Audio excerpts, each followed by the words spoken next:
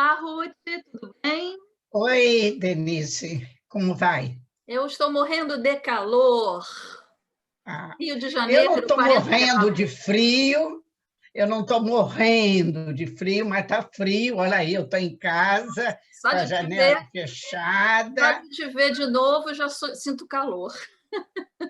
Voltou a chover, choveu ontem, hoje, pelo visto vai chover mais, porque o céu está assim, um pedacinho azul, um pedacinho cinza negro, com nuvens baixas, isso É. é sinal de chuva. Que bom, né? É um bom sinal. O Kinneret já subiu mais um pouquinho. Oba! Na semana passada, depois que eu mandei para o meu filho a gravação, aí ele escreve para mim, mas todo ano tem que falar do Kinneret? Eu digo, escuta, meu querido, o Kinneret, que é um laguinho, né? É o único que tem em Israel. O Jordão, que é um riozinho que é menor do que o rio que passa no sítio da minha irmã, que ela tem lá em São Paulo, o Jordão é menor. Nossa, Isso é o rio de Israel. De modo que aqui, se secar, se for baixando o Kinneret, seca o Mar Morto, porque o Mar Morto é alimentado, né, por água que vem do Kinneret, de modo que a gente tem que falar é a disso. referência, né? E eu não acredito, eu disse, eu não acredito que as pessoas, não você que tem algum conhecimento, que já viveu aqui em Israel, ouviu falar, estudou, fez bagruta aqui em Israel, estudou geografia, então você sabe essas coisas, mas as outras pessoas não sabem. É, Não sabem qual é a importância de é. cada milímetro de chuva, que aqui só tem. Não é que chove 3 meses, mas só tem 3 meses durante os quais pode chover. É E tem verdade. 9 meses que não chove. Nossa, eu não posso imaginar isso, Ruth, porque aqui, por exemplo, a gente Então, está no verão, né? Pelo menos no Rio de Janeiro, e já tem acho que uma semana que não chove. Ou se eu estou enganada, é um pouco mais. E a gente está sentindo tanto calor por conta disso, e eu fico imaginando aí meses sem chover, aqui como não é que não é chove. seco, né? Nós temos um verão longo, muito quente e sem chuva. É, Agora, para o sistema hidrológico é um problema. Eu ainda escrevi para ele, você tem que lembrar que do Jordão e do Kinneret, nós ainda temos um acordo com a Jordânia que nós cedemos uma parte, eu não sei quantos mil litros de água que nós cedemos para a Jordânia, porque na época da criação do Estado apareceu aqui um Olé, que ele era um engenheiro hidráulico, que ele achava que podia se fazer do Jordão ter uma descida pequena, e ele podia ali, que é perto da fronteira com a Jordânia, que o Jordão divide, né, o uhum. território da Jordânia de Israel, que ele poderia fazer ali uma usina hidroelétrica. Eu escrevi uma usina hidroelétricozinha, que é uma coisinha pequena. E aquele pedacinho de terra que o governo da Jordânia, naquela época, que era ainda o outro rei, o pai desse, cedeu, foi em troca da concessão de água anualmente para a Jordânia, que a Jordânia tem o mesmo problema. É, Todos os países aqui no Oriente Médio têm esse problema. E Mas nem não aí, falta água, né, Ruth? mas aqui aí foi isso que eu falei para ele. com tudo, que aí ele disse, mas aqui agora está com problema, a água está com gosto ruim, porque aconteceu não sei o Falta quê, água que em muitos aconteceu lugares. lá no Guandu. Eu digo, pois é, meu querido, agora aqui não falta água, nunca. Pois é. E eu me lembro quando criança, que eu morava no Meier, que a gente ficava nas filas da água, vinha com panela, com bacia, com regador, com tudo, nós éramos 3 crianças, então mamãe botava a gente na fila para pegar água, porque não tinha água. Mas aqui não, ninguém carrega água. Aí vão dizer, Ruth, vão dizer que aqui é dessaliniza. menor, que é um país menor, entendeu? Que aqui é muito não, grande. eu disse para ele, com a bacia hidrográfica de Israel, constituída por um rio. É proporcional. E lá a gente estudava só a bacia hidrográfica do Rio São Francisco. Me lembro quando estudei geografia e não dava aqui esse país todo. É verdade, Ruth. Bom, cada um tem o que merece. Bom, foi que Deus escolheu para nós. É verdade.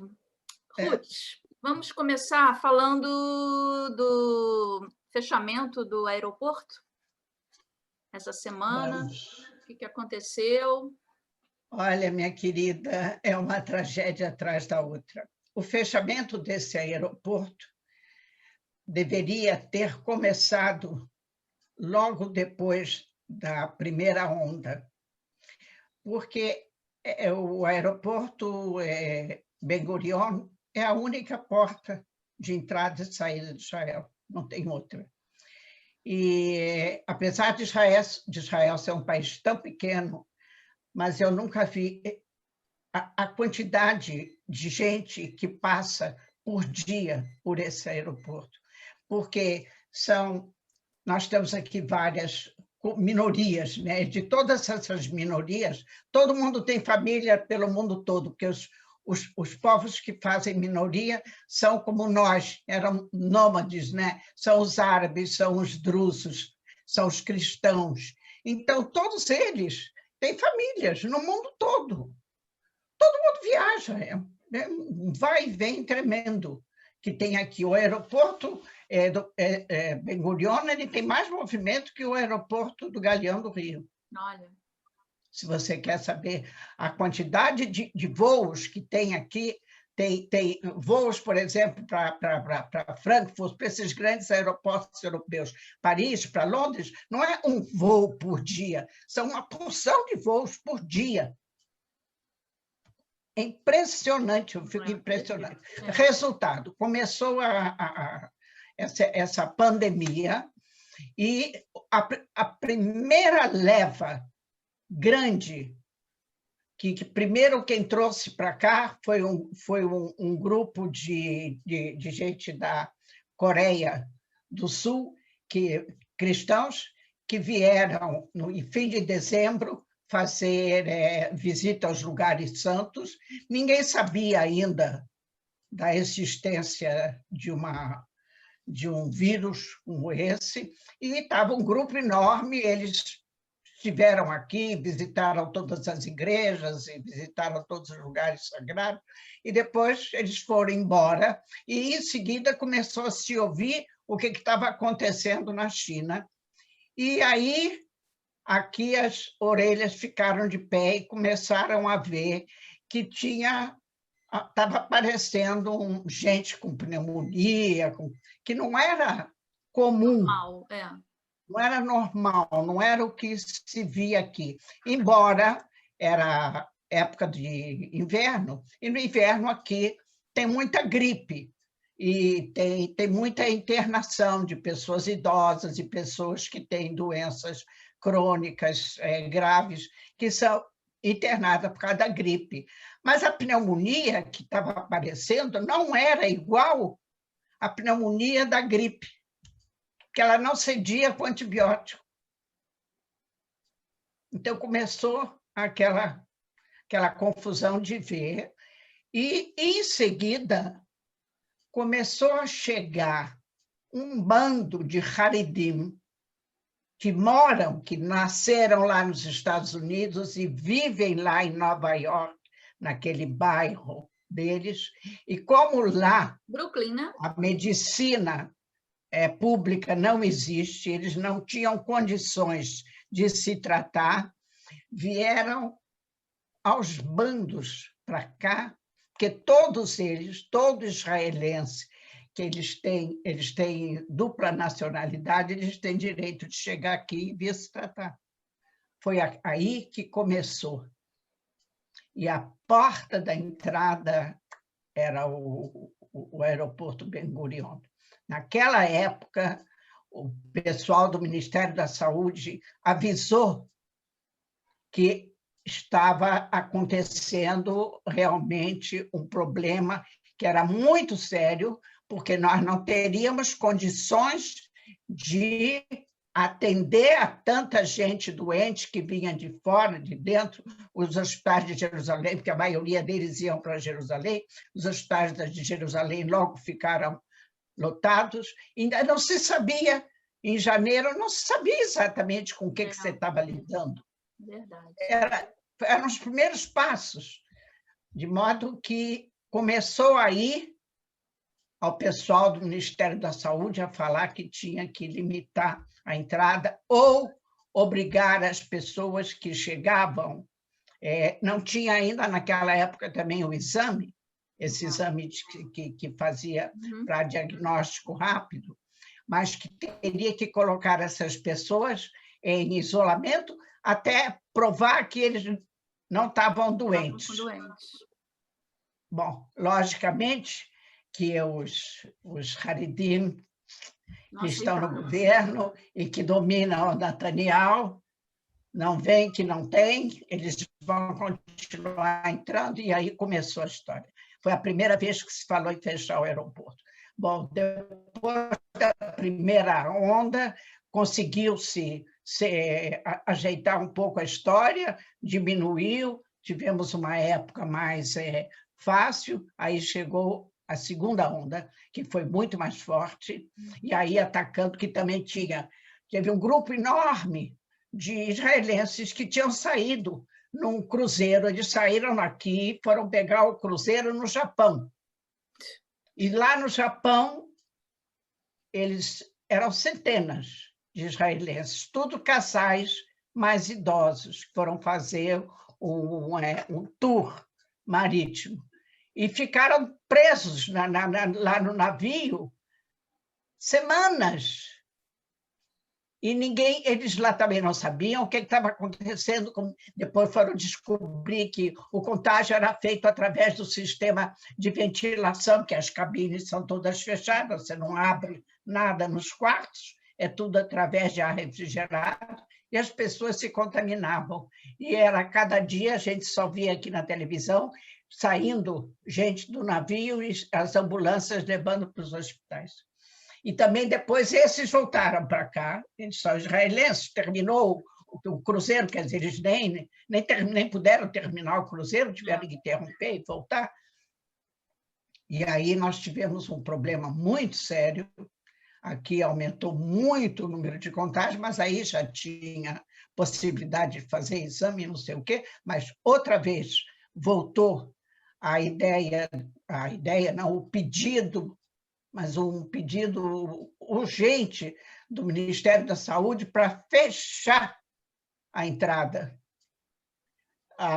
Os políticos não aceitaram e, no fim, conseguiram simplesmente fazer o seguinte, obrigar as pessoas que chegavam a fazer um exame, já nessa época já tinha o exame, e pegaram os hotéis lá em Jerusalém para colocá-los em isolamento durante 10, 12 dias e fazer um segundo exame para ver se dava negativo para eles poderem entrar.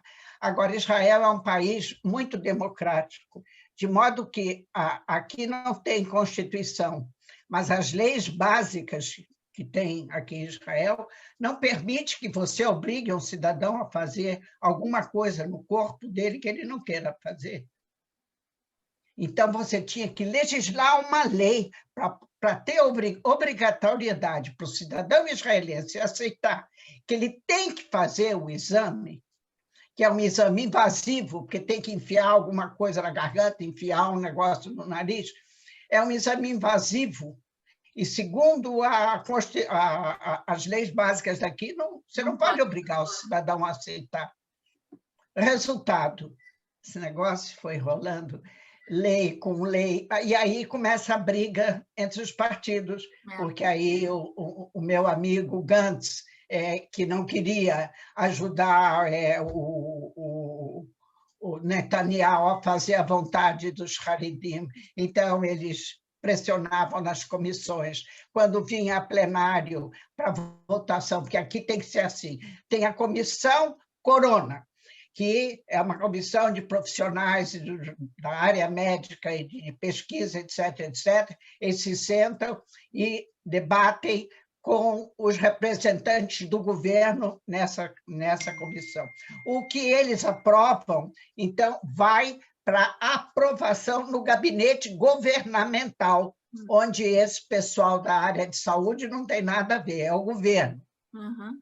Aí, então, são os partidos da coalizão e os partidos da oposição. Esse diz sim, esse diz não.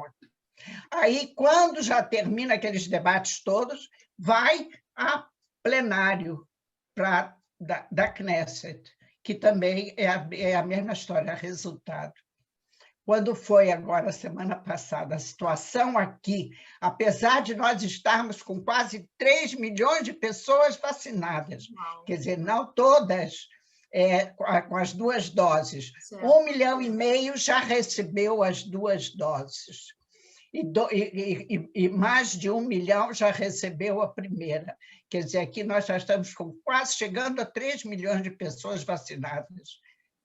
E aí, de repente, começou uma onda de morte, de óbito, que os óbitos aqui eram muito baixos. De repente, a onda de óbito começou a chegar, a subir, que agora, no mês de janeiro, chegou a mais de 1.000 óbitos. Nossa! Isso foi o fim.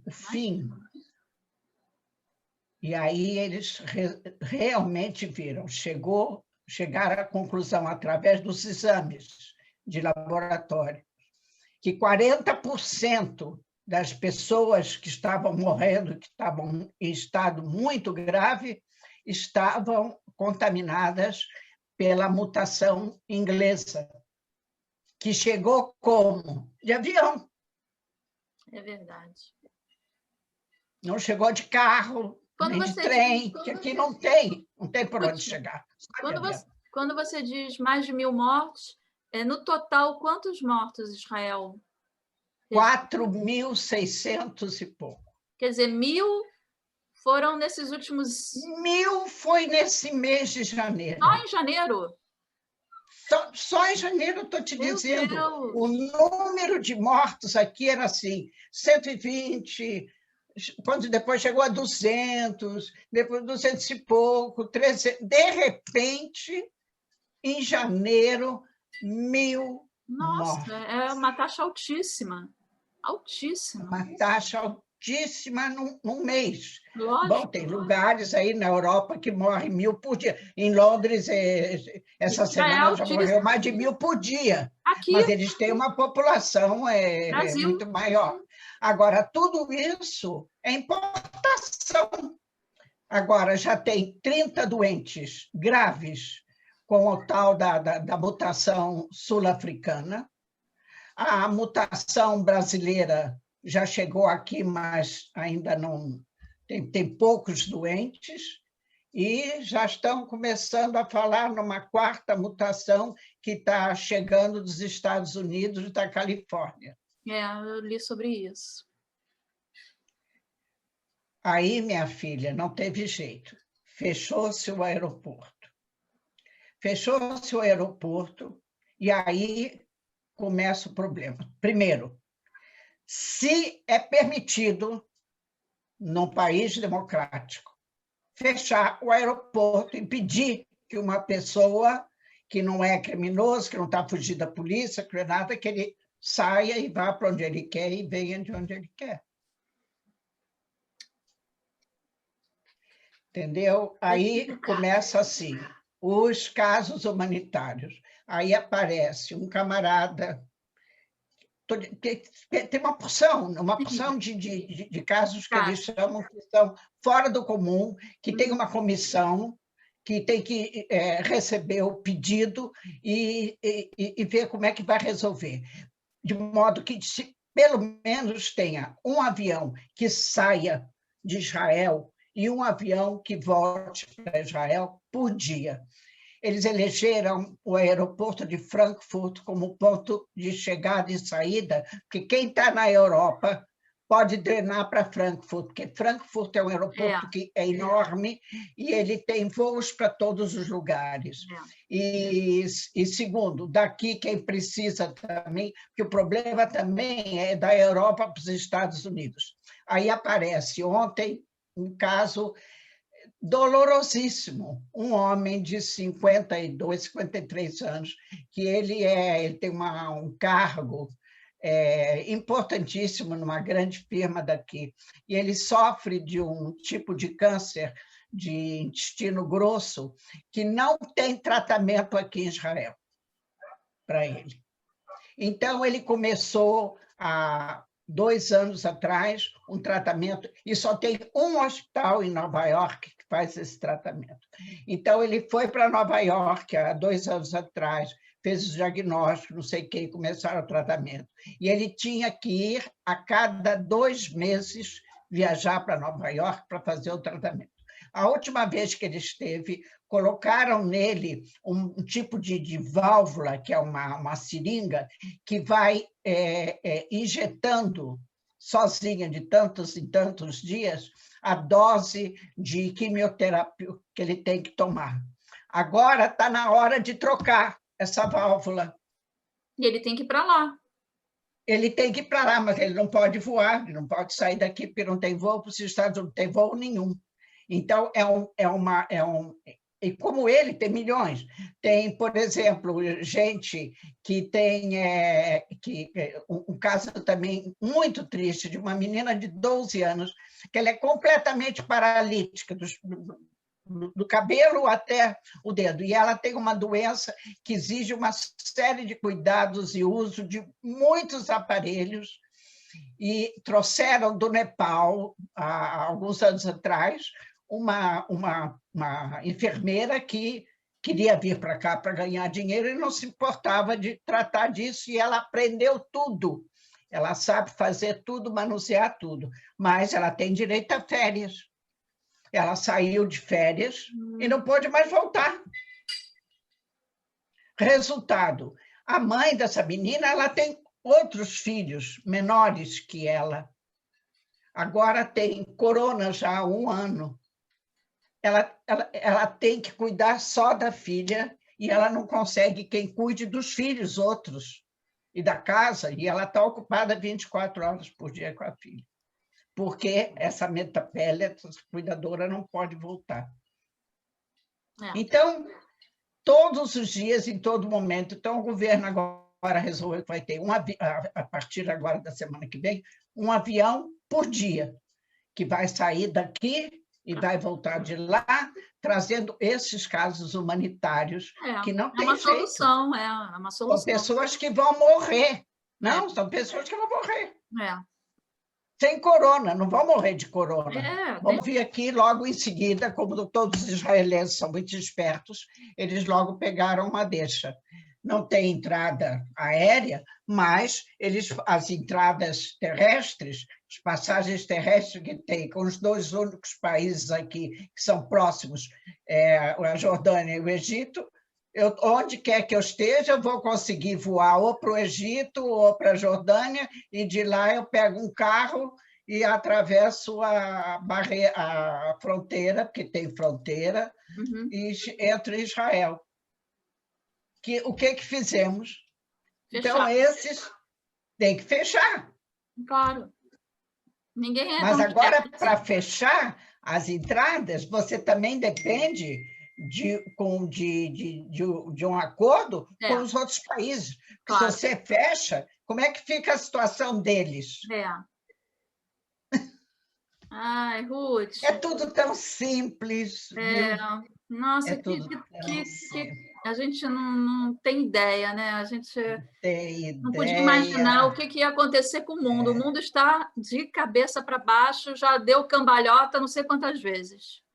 Depois desse o mais interessante, hoje eu vi um professor aí, um pesquisador, que disse que a gente não tem a ilusão de que nós vamos ficar sem a corona agora, quando acabar de vacinar e tudo, se bem que ele explicou a situação de você não poder fazer uma vacinação de rebanho, porque até agora nem a Moderna, nem a Pfizer não têm a autorização de usar a vacina em crianças até 16 anos, porque não foi feita nenhuma experiência. Então, nós vamos chegar rapidamente a uma fase de que a população acima de 18 anos, que é 16 estão vacinando agora, 16 e 18, a população acima dessa idade vai estar vacinada, mas toda essa população abaixo não vai estar vacinada. O que vai ser? Vão ter que fazer experiências com crianças. Não pode? Aqui não vai se fazer, porque não é o laboratório que fabrica. Quer dizer, quem fabricou é a Pfizer e a Moderna. Eles não têm laboratório aqui, eles têm laboratório na Europa, eles têm nos Estados Unidos, na Inglaterra, mas aqui eles não têm. Eu acho que a gente tem que confiar na ciência, né? Eu acho que alguma solução vai aparecer. Esse camarada disse que ninguém tem a ilusão de que nós vamos, daqui a meio ano, quando terminar a vacinação, não só aqui, no mundo, todo mundo. Né? Ele acha que, pelo menos durante os próximos 5 anos, nós vamos ter a corona como companhia. Não dessa forma, quer dizer, mas vamos ter que repetir. A Pfizer já comunicou que está preparando a terceira dose, que é para poder ter certeza de que vai ser ativa contra a mutação inglesa e as outras que vão surgir, porque eles garantem que vai surgir muitas outras. Eu acredito, eu realmente acredito, eles e garantem. Eu acho que a gente tem que confiar nisso, né? Porque eles garantem que também aqui em Israel vai ter mutação, por causa do surgimento das outras que já estão aqui. Tem muitos casos, né? Todos os lugares que tem muitos casos acontece, isso aí é inevitável, mas eu acho que, bom, vai ter uma solução, a gente tem que acreditar nisso, senão a gente não consegue sobreviver. O negócio vai ser, assim como a gente se vacina para gripe todos os anos, vai ter que se...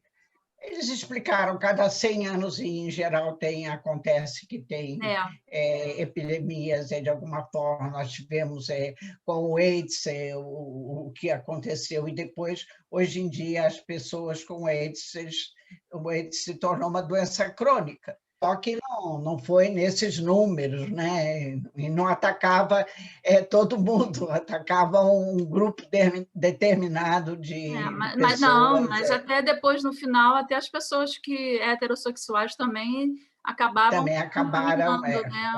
se contaminando. Na verdade, o problema nunca é só de um grupo, né? É sempre um problema. Mas não teve o problema de propagação no ar, como agora a corona, né? Não tem o que comparar. Diferente, com certeza. Não tem o que comparar. De modo que estamos... E como é que ficou aí? Bom, fechou o aeroporto, e economia, com certeza, piorou, né? Para o Beleléu. Todas milhares e milhares e milhares de israelenses que já tinham comprado passagens que agora em janeiro, você quer ter passagem em Pêssar, em abril, você compra em dezembro, janeiro, passagem, senão não tem, porque todo mundo viaja. Comprar as passagens, as companhias aéreas não podem voar, não sabem quando, ninguém recebeu de volta o dinheiro da passagem, nem sabe se vai receber e quando.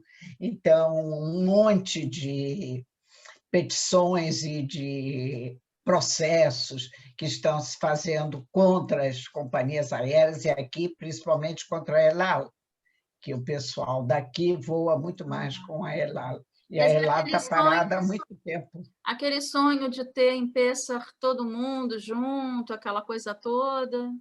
Mas aqui... Interno pode, né?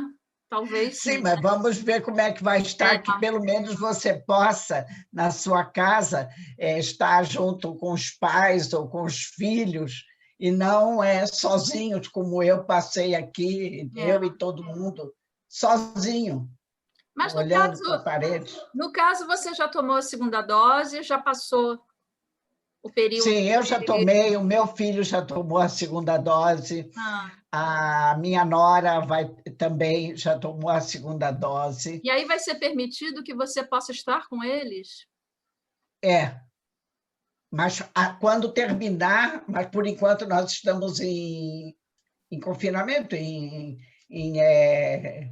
não terminou a quarentena. A quarentena tem que terminar, quer dizer, foi feita por 2 semanas para terminar agora, no domingo, às 24 horas da noite. Certo.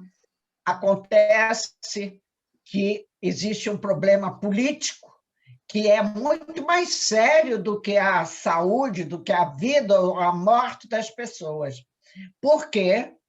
Porque com os Haredim não se consegue absolutamente nenhum acordo, eles não obedecem a nada, eles continuam a abrir, todas as escolas estão abertas, todos os Heider estão abertos, as yeshivot estão abertas, as sinagogas estão abertas, a polícia tem guerras lá, ônibus incendiado, tudo virado, uma violência tremenda, não adianta nada, não tem com quem falar.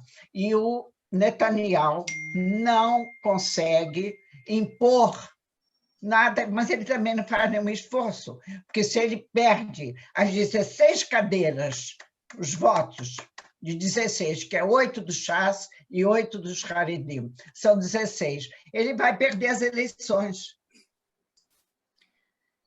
Então, não se faz nada contra os Haredim. Então, o que o pessoal do Gantz, o partido Gantz resolveu? Não eles só, toda a comissão, resolveram que vão aumentar a importância das multas. Quer dizer, agora, por exemplo, uma escola que abre, o diretor da escola tem que pagar uma multa de 5.000 shekel. Então, a proposta que foi feita é de fazer 50.000 shekel. Isso é uma importância que eles não vão poder pagar, eles vão ter que fechar. Mas aí os Haredim vieram para o Netanyahu e disse: nós não vamos aprovar essa lei, nós vamos votar contra. E me diz uma coisa... Então, baixaram para 10, de 50 para 10. Aí eles disseram não. Então, hoje é sexta, né? Então, ontem deveria ter sido votado no plenário, não foi votado, foi adiada a votação.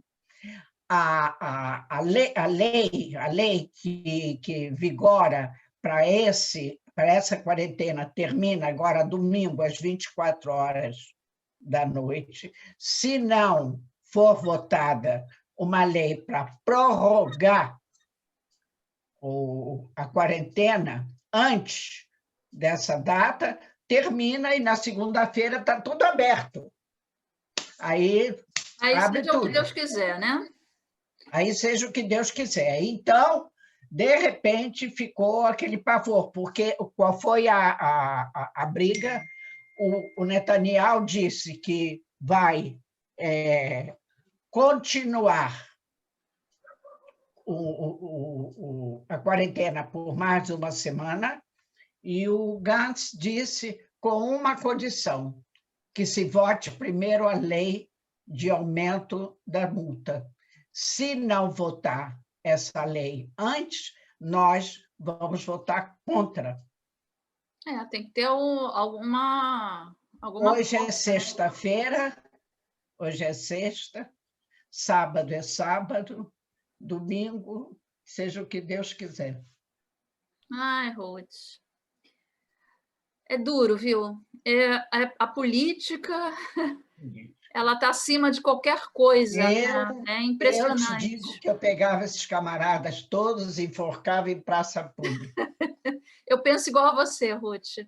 Olha, eu vou te dizer, é muito difícil. Pegava todos eles e E é enforcava em praça interessante que quando começou essa coisa da pandemia, se falou que o mundo ia ter uma visão diferente, que as pessoas iam se humanizar, que tudo ia ficar melhor, né? E parece que piorou, né, Ruth? Olha, não sei como é que chega aí os conhecimentos a respeito do que está se passando na Europa. A Europa, né, são 27 países que compõem a União Europeia. Então, essa União Europeia, eles fazem tudo em conjunto, quer dizer, tem um governo, né? Então, tem o presidente, o secretário de defesa, de fazenda, de agricultura, tudo eles resolvem juntos.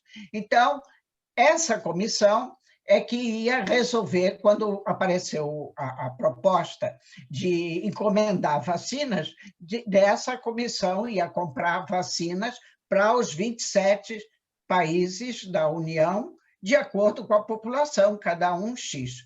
Mas acontece que a Europa, propriamente, não teve nenhum laboratório que fabricou. Todos os laboratórios foram ou em inglês, que era aquele AstraZeneca, ou a Moderna e a Pfizer, que são americanas. Embora eles tenham fábricas na Europa, mas a firma não é europeia. Então, eles tinham que comprar.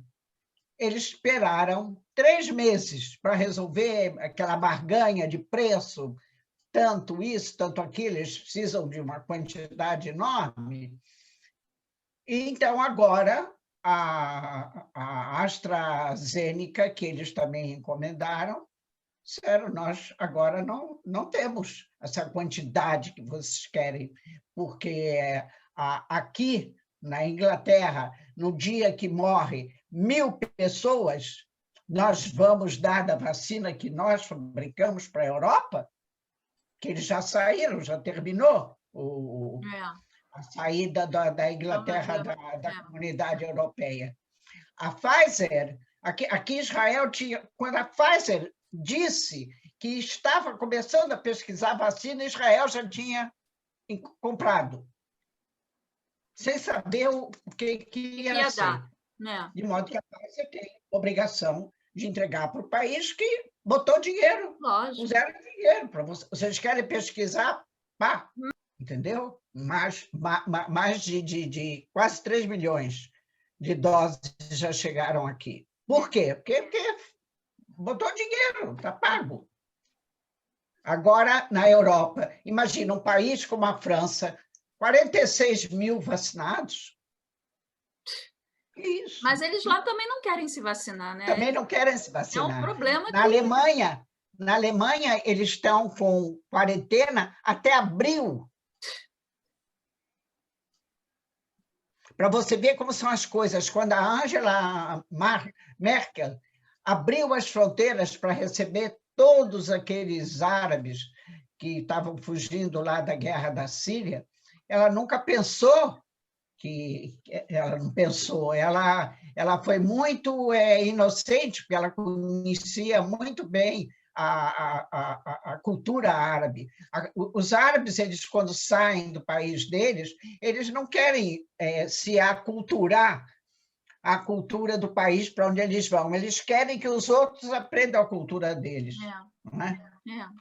Então, resultado, a Alemanha está um fracasso. Um fracasso. De modo que eles estão, até abril, não se pode pensar em fechar a quarentena. Gente...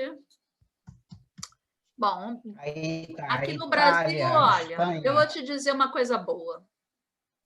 Aqui no Brasil não tem quarentena, o pessoal está indo à praia. Todo mundo vai aos bares. Aqui o coronavírus é ignorado. Ninguém liga para o coronavírus, ele vai embora, porque ele está se sentindo muito inferior, assim. Espezinhado, desprezado. Ele está com baixa estima. Não deu importância, coitado. Porque aqui não tem isso, sabe? Ele entrou em depressão. Entrou em depressão, é isso. Ruth, não tem nem o que falar, não tem o que falar. Temos que, sei lá o quê. Bom, eleição vai ter agora em março aí? Dia 23. Como é que vai ser no meio dessa situação toda aí? Uma ótima pergunta. Quem dirige todo esse serviço de preparação de eleições é até uma mulher. E já fizeram essa pergunta para ela, né? E ela disse que não se incomodem. Ela disse que vai ter 15 mil urnas espalhadas. Agora, os doentes de corona, eles vão fazer urna no local onde eles estejam internados, quem esteja internado. Uhum. Ou os que estiverem em casa, que são doentes, mas estão em casa, eles vão também ter um local que eles têm que vir, todo mundo com aquele uniforme todo, para votar.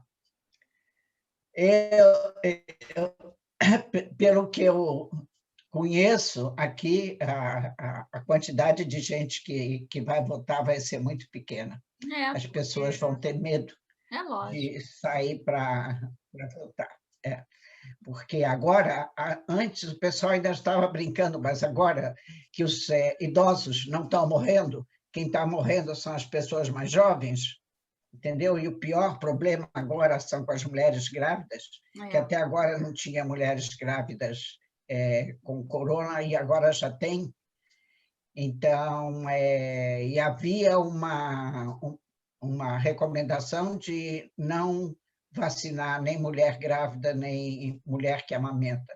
E agora já dizem para as mulheres, a partir do primeiro trimestre, se vacinar. Certo. E principalmente as mulheres em estágio mais adiantado da gestação e que tenham alguma doença, como hipertensão,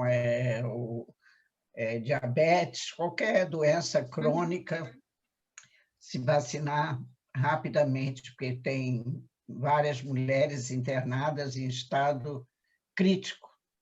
As que estavam com gestação adiantada fizeram cesariana para, pelo menos, tirar os fetos que estão agora no departamento de prematuros, que são muito prematuros, mas sem corona. Então, e elas eles tiraram retratos das crianças e botam na cama delas para elas verem que elas não têm condição de ver. É horrível, horrível. E em relação ao orçamento, ficou resolvido alguma coisa? Os hospitais? Absolutamente. Os hospitais, os hospitais públicos, eu falei, não sei se foi no artigo ou se foi aqui, os hospitais públicos, que são hospitais grandes, um hospital como a Hadassah, que é o hospital que recebe a maioria da população de Jerusalém, que a Kupat Holim, nenhuma Kupat Holim tem hospital em Jerusalém, porque a Hadassah é tão grande e tem 2 hospitais Hadassah, e tem o Shaarei Tzedek. São todos hospitais públicos, que vivem de orçamentos de entidades filantrópicas e de pessoas em que dão dinheiro. E agora ninguém consegue fazer mais nada disso, e o governo não resolveu que não vai dar o orçamento, porque não tem orçamento. Então, os diretores dos hospitais passaram a ficar todos os dias diante do Ministério da Fazenda, assim, em pé, lá esperando, que não pode pagar salário, não pode comprar remédio, não pode comprar alimento, não pode. Aí resolveram agora dar um adiantamento, não o orçamento normal, mas um adiantamento, e para eles poderem pagar os fornecedores. Os fornecedores não querem saber. Os fornecedores compram, entregam, eles querem receber o dinheiro, claro, porque senão não tem retorno. Claro. Você não pode, quem compra para te fornecer, ele tem que pagar de quem ele comprou. Então, se não tem o retorno do dinheiro, tudo para. Vai fazer o quê? No momento, tem em Israel 1.600 e poucos doentes graves internados. Doentes graves são esses doentes que exigem 24 horas por dia atenção. Estão nas enfermarias de CTI, né, de tratamento intensivo, que tem um monte de médicos e enfermeiros rodando em torno deles. Alguma coisa, como eu sempre pergunto a você, de bom para a gente terminar? Olha, abriram, como prometeram, permitiram, né, que as ligas de futebol comecem a funcionar.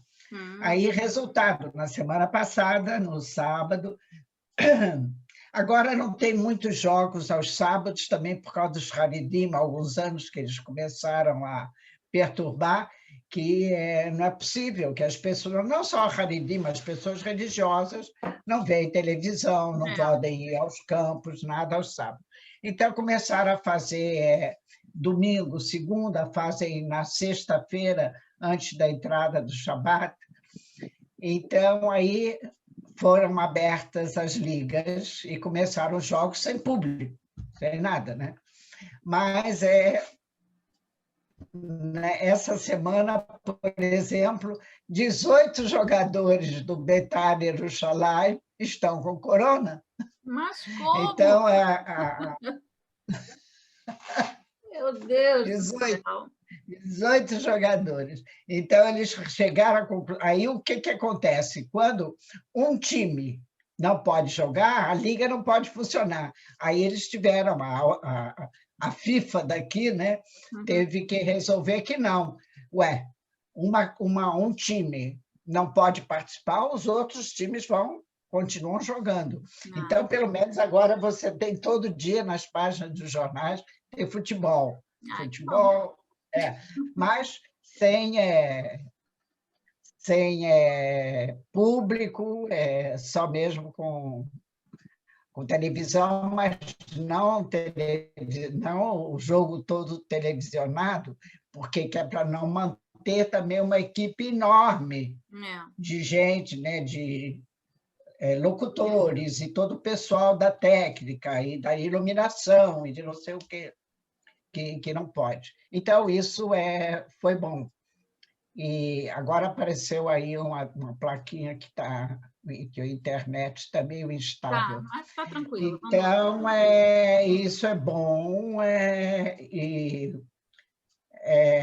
Agora, notícias de política internacional não é bom. Não, eu queria te perguntar. Pode falar. O Biden congelou a entrega dos aviões F-35 que o Trump prometeu vender para os Emiratos. Então, ele congelou a entrega. Não quer dizer que ele não vai vender, mas ele vai agora estudar o contrato, o processo de venda, tudo isso, para ver se está de acordo. Israel, com isso, começou a tremer, porque pode ser que ele queira também rever o mesmo acordo que foi feito com Israel, mas só que Israel já tem há bastante tempo o contrato feito e já... mas é um problema. E uma coisa boa também, por exemplo, foi agora dia 27, né? É o dia da recordação das vítimas do Holocausto. Da Shoah. Então, é o Dia Internacional e o ministro do Exterior do Bahrein mandou uma carta para o ministro do Exterior daqui, o Gadi Ashkenazi, dizendo que todo o povo de Bahrein e o rei e todo mundo se solidariza com a tristeza e com o sofrimento do povo judeu e que ele garante que, no que depender deles, isso nunca mais vai acontecer. Nossa, que bonito, né, Ruth? Foi uma carta belíssima, muito belíssima, coisa que você nunca poderia pensar. E outra coisa interessante também, eu não me lembro agora o nome da organização que fez isso, mas fizeram um Zoom com representantes de todos os Emiratos, todos os países dos Emiratos,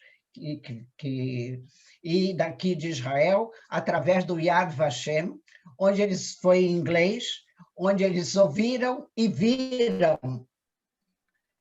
filmes do que havia acontecido durante a guerra, e você via na televisão gente chorando. Eles nunca não sabiam, não faziam a menor ideia do que havia sido esse holocausto na Europa, e foi realmente gente jovem, todos jovens, gente que está na política, que está atuante, mas tudo gente muito jovem, que fala inglês fluentemente, e gente chorando, viu? Isso é importante, né? Muito dizendo que eles são solidários completamente e que vão, do que depender deles, eles vão fazer tudo para que o ódio, no mundo em geral, o racismo, não só contra os judeus, mas contra todo mundo, para se viver num mundo melhor. Foi muito, muito, muito interessante e muito bonito, muito... da pessoa, quem viu isso realmente se sensibilizou muito. Muito bonito. Muito bacana muito mesmo. Bonito mesmo. Está aí uma boa notícia, apesar da referência ser uma notícia, uma história triste. Sim, mas, né? Mas até agora as pessoas, grande parte do mundo nem sabe que isso existia. Imagina, hein? Quando você vê no mundo árabe, né, que tem sido sempre inimigos do povo judeu, passaram de uma extremidade para outra. É uma coisa que é magnífico. Realmente. É o caminho. É o começo de uma abertura maior e essas relações realmente só vão trazer o bem, se Deus quiser. Exatamente. Querida, Shabbat Shalom. Shabbat Shalom. E que a gente tenha... A gente passou ontem o dia de Tu B'Shvat. Sim, Tu B'Shvat. Que eu espero que todo mundo Tu B'Shvat, foi ontem. Dia da árvore. O ano novo das árvores. Ano novo das Shana árvores. Tová se diz para as árvores. Eu acho lindo esse aqui é muito comemorado, aqui é muito comemorado, e músicas, e bom, as festas Não, né? não aconteceram. Em geral, se faz também em Tubisfato um seder, semelhante a Pêssar, mas de Tubisfato. Mas as famílias foram encarecidamente pedidas a não realizar. Bom, de modo que... vamos aguardar os acontecimentos. Cada semana é uma surpresa, né? Vamos esperar que semana que vem seja uma boa surpresa, que você só tenha coisas boas para nos contar. Tá certo. Ok. Bom, querida. Shabbat Shalom. Shabbat Tudo Shalom. de bom. Obrigada. Que tenhamos uma semana boa. De paz. Com bastante saúde, de paz. Um beijo, Ruth. Beijo.